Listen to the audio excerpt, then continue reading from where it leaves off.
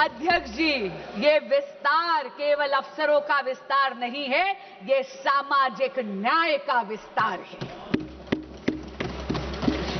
लेकिन मोदी सरकार ने रिफॉर्म्स को केवल इंस्टीट्यूशंस तक सीमित नहीं रखा, डिजिटाइज कर यह सुनिश्चित कर दिया कि दीक्षा के माध्यम से एजुकेशन हर बच्चे के मोबाइल फोन तक पहुंच जाए।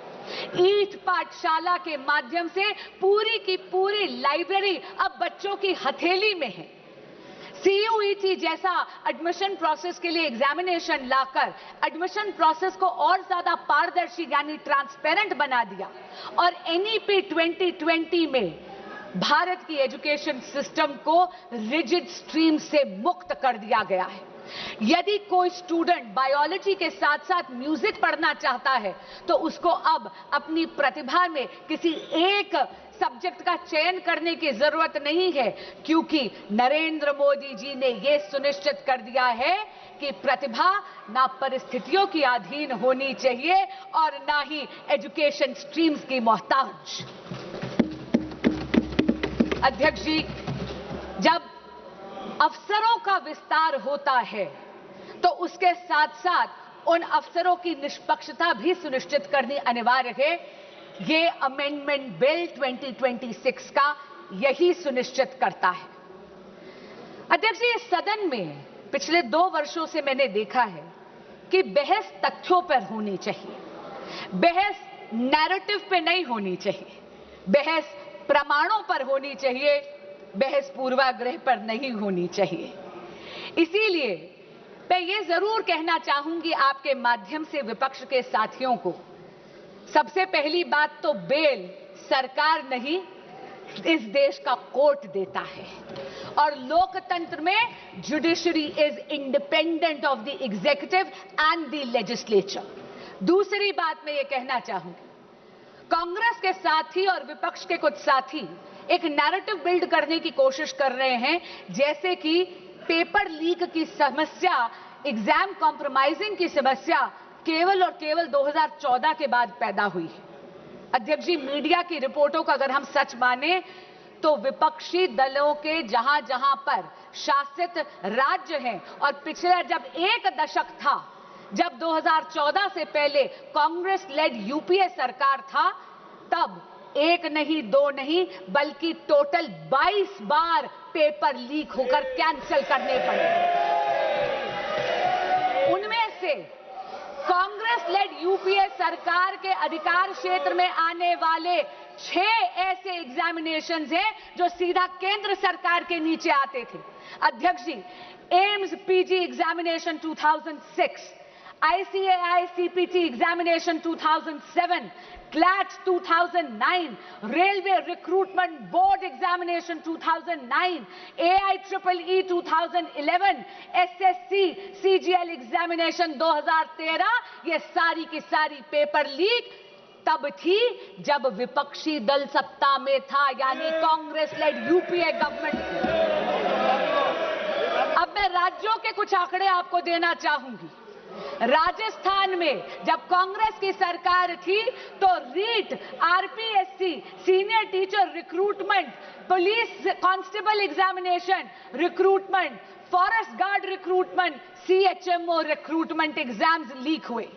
TMC की जब सरकार थी, पश्चिम बंगाल में टीचर रिक्रूटमेंट स्कैम में सुप्रीम कोर्ट ने 27,753 अपॉइंटमेंट्स को कैंसिल करा गया, क्योंकि उन्होंने उसमें फ्रॉड और मैनिपुलेशन पाया। यही नहीं, जब BRS की सरकार थी तेलंगाना में तो TSPSC पेपर का लीक हुआ। उत्तर प्रदेश में जब सपा की सरकार थी तो police constable recruitment paper leak हुआ। तब तो सॉल्वर गैंग्स और ऑर्गेनाइज्ड एग्जाम फ्रॉड के गैंग्स वहां ऑपरेट करते थे।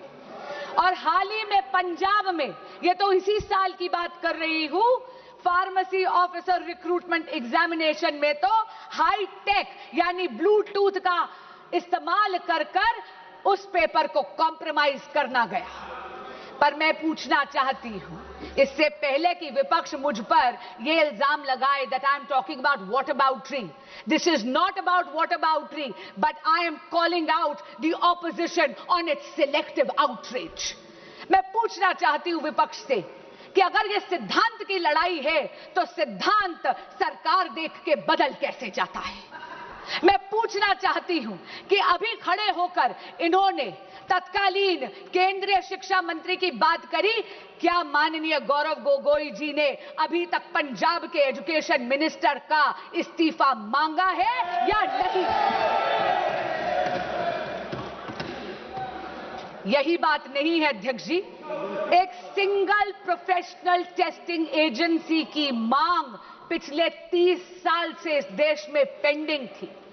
1986 की जो नेशनल पॉलिसी थी एजुकेशन की, उसका जब प्रोग्राम ऑफ एक्शन 1992 में आया तब यह मांग उभर कर आई।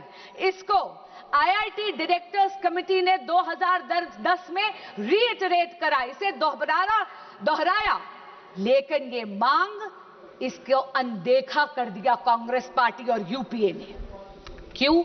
क्योंकि उनको कोई फर्क नहीं पड़ रहा था कि इस देश के युवा का भविष्य कसौटी पर नहीं उखड़ रहा था। उनको कोई फर्क नहीं पड़ रहा था कि इस देश के युवा का भविष्य उसकी बलि दी जा रही थी।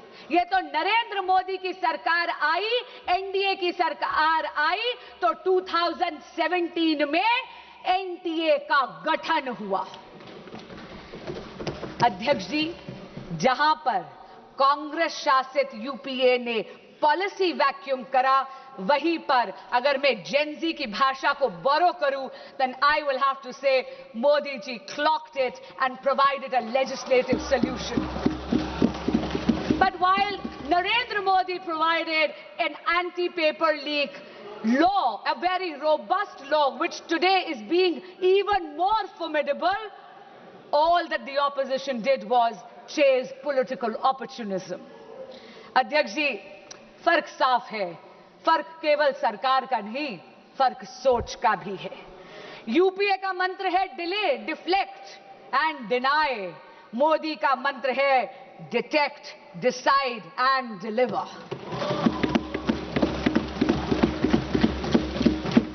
इनका ये रवैया देख के अध्यक्ष जी, कभी दुष्यंत की 2 पंक्तियां मुझे याद आती हैं। तुम्हारे पैरों के नीचे कोई जमीन नहीं है, तुम्हारे पैरों के नीचे कोई जमीन नहीं है, कमाल है कि फिर भी तुम्हें यकीन नहीं है। अध्यक्ष जी, अपनी वाणी को विराम देने से पहले मैं ये जरूर कहना चाहूंगी कि बात राजनीति की नहीं है, बात इस देश के युवाओं की है। और इस देश के युवाओं का भविष्य किसी भी राजनीतिक विचारधारा या दल की डिफरेंसेस से ऊपर है। और इसीलिए मैं यहां से, इस सदन के पटल से हर प्रकार के एग्जामिनेशन माफिया को चेताना चाहूंगी कि आप इस सदन के संकल्प से बड़े नहीं हैं। और आज आपके माध्यम से अपील करना चाहूंगी विपक्ष के साथियों से और सदन के एक एक सदस्य से कि सर्वसम्मति से आज इस संशोधन को पारित करिए। अब ना कोई पेपर बिकेगा, ना किसी का सपना झुकेगा। जो युवाओं के भविष्य को लूटेगा वो सलाखों के पीछे रहेगा। जय जगन्नाथ। बहुत बहुत धन्यवाद।